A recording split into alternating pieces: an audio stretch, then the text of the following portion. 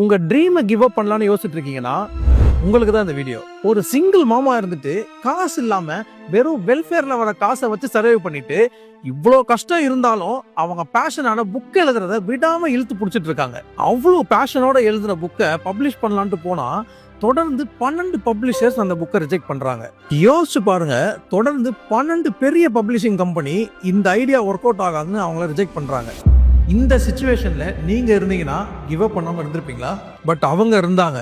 Whole வேர்ல்டே no சொன்னாலும் அவங்க ரைட்டிங்கை அவங்க நம்பினாங்க. என்னதான் ஒவ்வொரு ரிஜெக்ஷனும் ரொம்ப பெயின்ஃபுல்லா இருந்தாலும் அவங்க மனசை தளர விடாம அவங்க இலக்கை நோக்கி ஓடிக்கிட்டே இருந்தாங்க.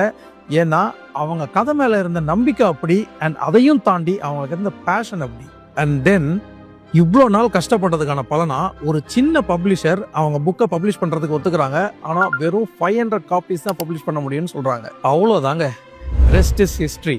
அந்த புக்கு இன்னைக்கு வரைக்கும் 600 மில்லியன் காப்பீஸ் சேல் ஆயிருக்கு. 80+ லாங்குவேஜஸ்ல டிரான்ஸ்லேட் ஆயிருக்கு.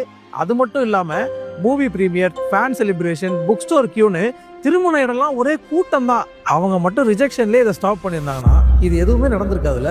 அண்ட் இவ்வளோ நேரம் நான் பேசிட்டு இருந்தது வேற யாரை பற்றியும் இல்லை, நம்ம ஹாரி பாட்டரோட ஆத்தர் அயன் லேடி ஜே.கே. ரவுலிங்கை பற்றி தான். அவங்க அடிக்கடி சொல்ற ஒரு quote, it is impossible to live without failing. பேஷனை கிவ் அப் பண்ணலாம்னு நினைக்கிற உங்க ஃப்ரெண்டுக்கு இந்த வீடியோவை ஷேர் பண்ணிட்டு ரைஸ் ஆஃப் ஆர்ஜேவை ஃபாலோ பண்ணிக்கோங்க.